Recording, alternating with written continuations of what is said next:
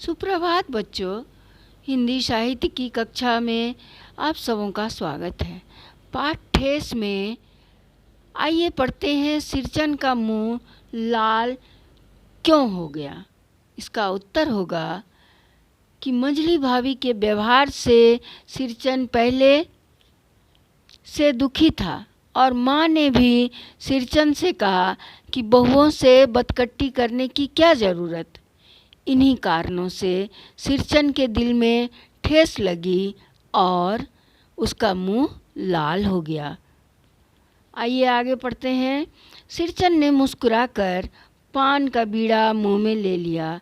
चाची अपने कमरे से निकल आई थी। सिरचन को पान खाते देखकर अवाक रह गई।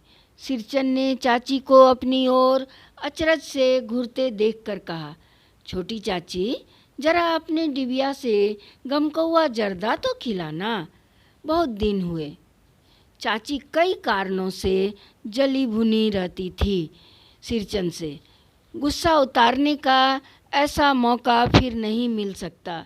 भनकती हुई बोली, मस्खरी करता है, तुम्हारी बढ़ी हुई जीभ में आग लगे। घर में भी पान और गमकौआ जर्दा खाते हो, चट्टोर कहीं के। मेरा कलेजा धड़क उठा। यत परो नास्ती, अर्थात ऐसा न हो।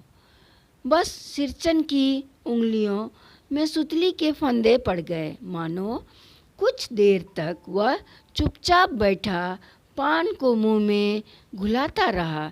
फिर अचानक उठकर पिछवाड़े पान थूक आया। अपनी छुरी, हंसिया वगैरह समेट संभाल कर झोले में रखे टंगी हुई अधूरी चिक पर निगाह डाली और हनहनाता हुआ अर्थात गुस्से से आंगन से बाहर निकल गया। चाची बड़बड़ाई, अरे बाप रे बाप, इतनी तेजी! कोई मुफ्त में तो काम नहीं करता। अब रुपये में मोहर छाप वाली धोती है, इसके न मुंह में लगाम है न आँख में सील। पैसा खर्च करने पर सैकड़ों चिक मिलेंगी। बांतर टोली की औरतें सिर पर गट्ठर लेकर गली गली घूमती फिरती हैं। मानो कुछ नहीं बोली, चुपचाप अधूरी चिक को देखती रही। मानू को याद आया, दीदी के विवाह में सिरचन के हाथ की शीतल पार्टी दी थी माँ ने। उसके ससुराल वाले ने न जाने कितनी बार खोलकर दिखलाया था पटना और कलकत्ता के मेहमानों को। मैं सिरचन को मनाने गया, देखा एक फटी हुई शीतल पाटी पर लेटकर वह कुछ सोच रहा है। मुझे देखते ही बोला, बबुआ जी, अब नहीं, कान पकड़ता हूँ, अब नहीं। मोहर छाप वाली धोती लेकर क्या करूँगा, कौन पहनेगा। खुद मरी, बेटे बेटियों को ले गई अपने साथ। खुद मरी, अपनी पत्नी के लिए कहा उसने। बबुआ जी, मेरी घर वाली जिंदा रहती तो मैं ऐसी दुर्दशा भोगता। यह शीतल पाटी उसी की बनाई हुई है।